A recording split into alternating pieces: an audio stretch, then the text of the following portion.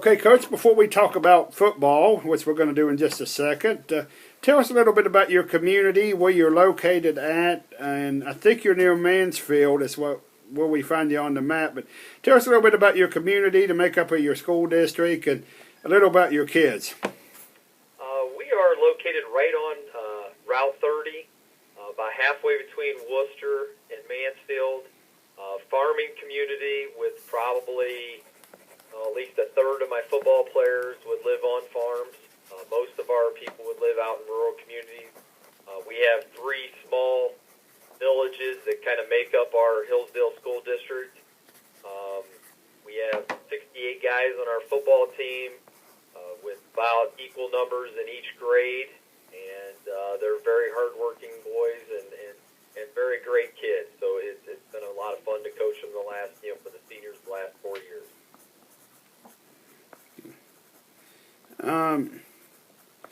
Tell us a little bit about the makeup of your team and what kind of offense you like to run and what kind of defense you like to run.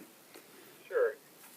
We had a couple very strong graduating classes the last 2 years, and I think many people thought we were going to take a major step backwards this year. We only returned a couple starters on each side of the ball. As a coaching staff, we thought we had some pretty talented kids coming up from an undefeated JV team that would step into some roles, and they've been able to do that. We play in the Wayne County Athletic League, which is a very tough conference. Last year, Norwayne won the state title, beating Kenton in the state championship game. Last year, we actually tied for the league championship with them, along with Smithville. As far as us offensively and defensively, we run multiple sets. We're a running team. We'll throw it, play action pass type stuff.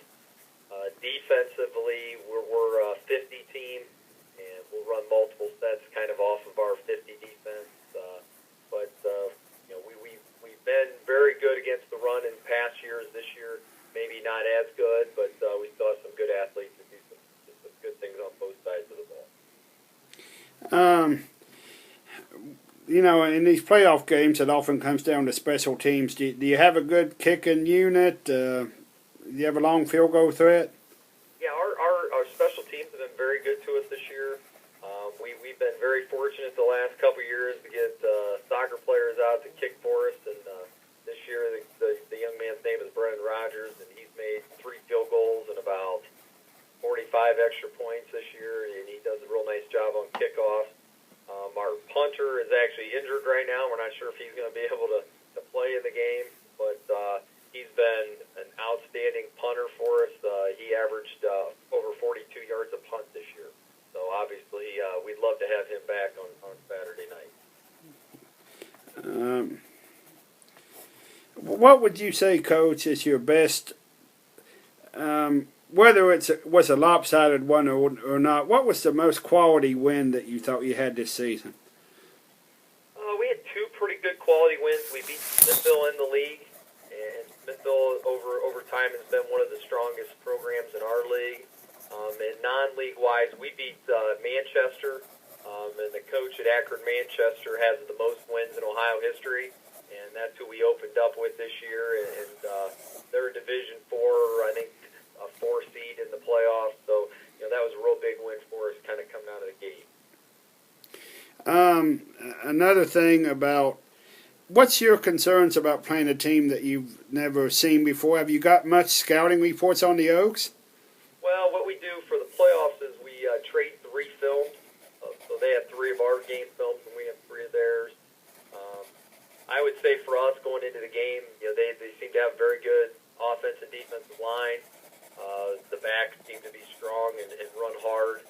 And so I think, to begin with, trying to slow down their running game with, us trying to establish ours would be kind of probably the beginning point, and then just making sure that, we're being disciplined. And, it's just a difficult thing. Our kids get used to playing the same teams year in and year out, and they do pretty much the same stuff all the time. So, playing somebody new is kind of it's exciting, but it also sometimes can be tough to try to learn all the new stuff. Sometimes in these playoff situations, you do have a long trip, which is certainly the case with you. any concerns about coming this far, especially for a night game? Would you rather? I know the OSSAA won't allow it, but would you have liked to play this game in the day? Or are you happy with the nighttime kickoff? I think it works out okay. I think our kids are kind of excited about the opportunity of getting on tour buses and coming down there and stuff like that, and out of it. I think if we had to do a week in and week out, it'd get old quick. But I think for one time, it's kind of a neat thing. As far as playing during the day, it actually worked out better for us. We got kind of a community service project thing that we're doing in the morning in our district, so our guys are able to go help with that in the morning before we get on the tour bus there around noontime to come down. So it actually worked out pretty well, to not have an afternoon game. But as far as the safety of driving home after the game and stuff, as far as we're going, it might have been better. I guess we played it a little earlier today. When you say that you made the playoffs the last 2 years, is that correct? No, we actually we were 9-1 last year and missed out on the playoffs, which was a heartbreaking thing. We finished with 3 more points on the average than we did this year, and we missed the playoffs and ended up in the 9th spot. But the 2 previous years to that, we were in the playoffs. Correct. Okay, a couple final things. Tell me about your quarterback and what he does well and what we see in the playoff game. Well, for us, Dylan Strine is the senior quarterback. It's his first year with the varsity. Kind of had to wait his turn behind another quarterback who did a really nice job for us. He runs our offense very well. He can run the option. He can throw it. He's just a good kid, and he is a very good leader. But for us, normally our quarterback, we're not going to be asking him to throw it 25, 30 times in a game. If we throw it 25, 30 times in a game, it's probably not good for us. So, we won't be putting the ball in the air a whole lot, I would think. Okay, a couple final. Before I tell you just a little bit about Oak Hill from our perspective, but tell me about your chief ball carriers and your receivers. For us, we have a sophomore running back named Corbin Major who's had a very good year for us. He broke our school record for rushing in a season, and then also has quite a few touchdowns. We have a senior fullback named Kevin Klein who is a tough kid who runs hard. And then, receiving the ball, we run like a double split end formation. So we don't have anybody that comes off the charts with lots of catches and stuff, but we have a big tight end who's caught some touchdown passes named Ryan B. And then we also have a couple receivers that in A.J. Flores and Matt Zimmerman that have each caught about a half dozen touchdowns as well. So we kind of we don't throw it a lot, but normally it's fairly effective. Okay, very good. Just a little bit on the Oaks. It's kind of a group of kids, a little bit like yours. They followed a great group of kids that made it to the 3rd round of the playoffs, and these kids were supposed to be written off a little bit, but they maybe kind of overexceeded themselves. It's a good, hard-working group they have, and they have the running backs are probably good. Their defense is kind of been their surprise this year. The defense is really good for the Oaks. They have a good pass rush, and I think that has really helped the Oaks in a lot of games. They have a beautiful stadium. Yes, they do. We've seen it on film. And there's a gentleman that had owned a bank for a long time, and he was selling it.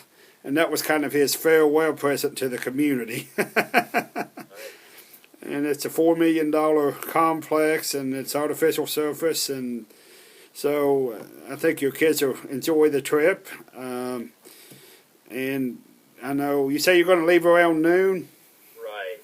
Oh, very good. Well, Coach, that about does it for us, except for our contact information. You can find us on the internet. We're at thetelegramnews.com. And Jackson Telegram, just on about any search engine you go to. And will you be available after the game for a video interview? Sure. Okay.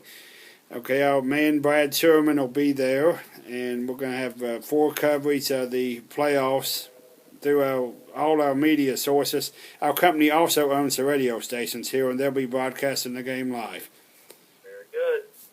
Unfortunately, they do not stream. We got a couple stations coming down as well. Oh, okay.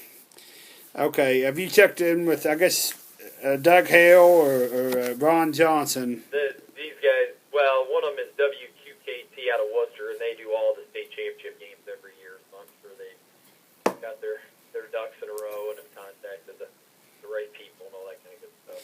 Yeah, they'll treat you good in Oak Hill. They might even make you a pork barbecue sandwich or something. Nice. It's just a small town. It has a McDonald's, so they're on the map. We don't have, I'm trying to think, we don't have anything that would be chain-wise in our whole community. We have a Marathon gas station. That would be about the only thing that we'd have in our community that would be somewhat of a chain. Wow.